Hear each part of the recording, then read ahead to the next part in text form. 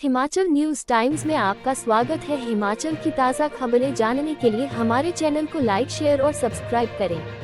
मुख्यमंत्री सड़क योजना में आवंटित होंगे 100 करोड़। हेलीपोर्ट निर्माण के लिए जल्द बनेगी डीपीआर।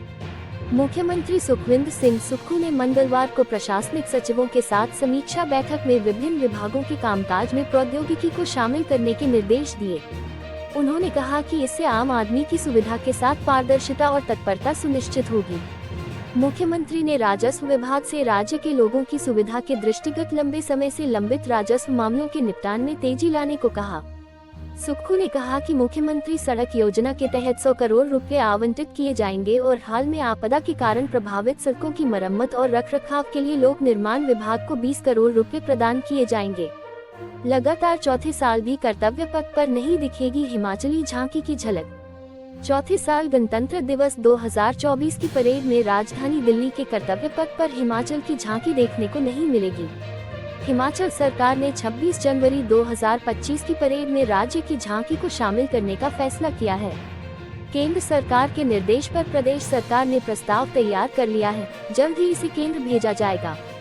केंद्र सरकार ने गणतंत्र दिवस की परेड में हर राज्य की झांकी को शामिल करने के लिए इस बार से बदलाव किया है। वर्ष 2024 से 2026 तक झांकी निकालने के लिए किसी एक वर्ष को चुनने का राज्यों से विकल्प मांगा गया है। इसी कड़ी में हिमाचल सरकार ने वर्ष 2025 में अपनी झांकी को देने का फैसला किया है। राष्ट्रीय लोक अदालत 9 दिसंबर को लगेगी। इन मामलों की भी होगी सुनवाई। राष्ट्रीय लोक अदालत 9 दिसंबर को आयोजित होगी। इसमें विभिन्न प्रकार के मामले प्रस्तुत किए जा सकते हैं। जिला विधिक सेवा प्राधिकरण किन्नौर के सचिव जितेंद्र कुमार ने ये जानकारी दी। उन्होंने बताया कि धारा 138 के तहत एनआई अधिनियम से संबंधित मामले, मनी रिकवरी, श्रम विवाद, बिजली, पानी, भरण पोषण एवं अन्य आपराधिक, कंपाउंडेबल व दीवानी विवाद, भू अधिग्रहण, सेवाओं से संबंधित तनख्वाह एवं भत्ते, सेवानिवृत्ति से संबंधित मामले, राजस्व मामले केवल जिला व उच्च न्यायालय में लंबित व अन्य दीवानी मामले किराया, सुखभोग अधिकार, गुजारा भत्ता, हिदायत संबंधी, विशिष्ट प्रदर्शन सूट संबंधी लंबित मामलों की सुनवाई भी राष्ट्रीय लोक अदालत में की जाएगी। एवियन इन्फ्लुएंजा वायरस को लेकर हिमाचल में अलर्ट, सैंपल लेने के दिए निर्देश। हिमाचल प्रदेश सरकार ने एवियन इन्फ्लुएंजा H9N2 वायरस को लेकर अलर्ट किया है। हालांकि अब तक हिमाचल प्रदेश में इस बीमारी का एक भी मामला नहीं आया है। WHO की गाइडलाइन के बाद प्रदेश सरकार ने अस्पताल प्रबंधनों को सतर्क रहने के निर्देश दिए हैं। अस्पतालों में आइसोलेशन वार्ड बनाने को कहा गया है।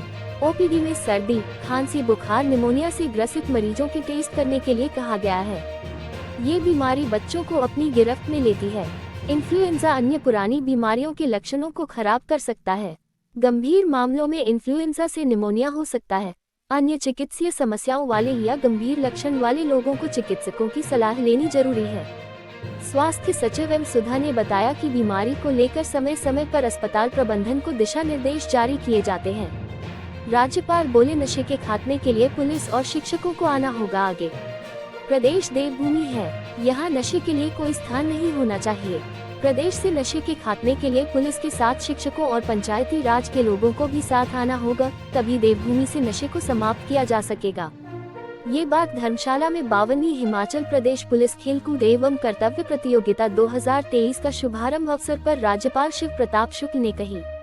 उन्होंने कहा कि जब प्रधानमंत्री नरेंद्र मोदी ने उन्हें हिमाचल भेजा था तो कहा था कि हिमाचल देवभूमि है, वहाँ पर नशे का विषय नहीं होना चाहिए, उस पर काम कीजिए।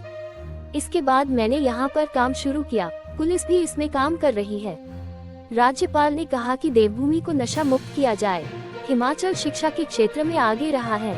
उन्होंने कहा कि खेल प्रतियोगिताएं और ड्यूटी मीट विभिन्न क्षेत्रों के अधिकारियों और कर्मचारियों को एक साथ लाती है। इससे एक दूसरे को जानने और समझने के साथ साथ टीम वर्क की भावना को भी बढ़ावा मिलता है। पुलिस बल खेल भावना से प्रतिस्पर्धा करते हैं और शांति के संरक्षक के रूप में भी भूमिका बखूबी सुनिश्चित करते हैं। कर्तव्य निर्वहन के दौरान पुलिस बलों को कई चुनौतियों और मानसिक दबाव का सामना करना पड़ता है, इसलिए इस तरह की प्रतियोगिताएं उनके स्वास्थ्य के लिए आवश्यक हैं। उन्होंने पुलिस बलों से नशे की बुराई को जड़ से समाप्त करने के लिए निरंतर प्रयासरत रहने और युवाओं को नशे के दुष्प्रभावों से जागरूक करने का आग्रह किया।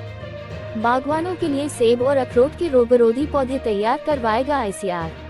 के बागवानों को अब सेब और अखरोट के उन्नत किस्म के पौधों के लिए विदेशों पर निर्भर नहीं रहना पड़ेगा।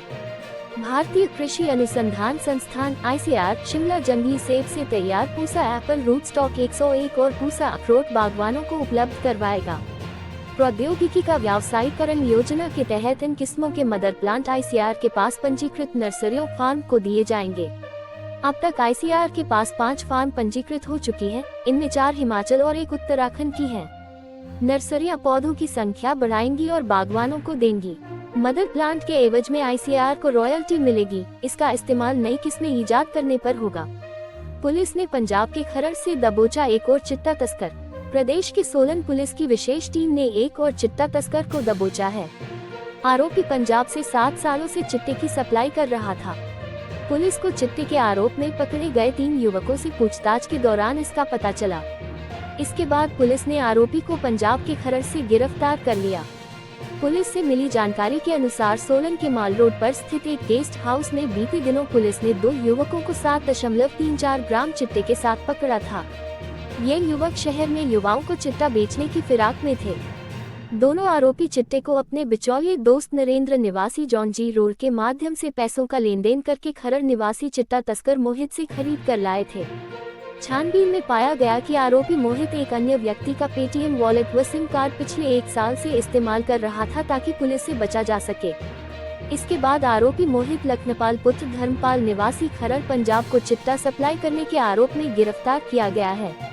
आरोपी मोहित पिछले 7 वर्षों से चिट्टा तस्करी कर रहा है।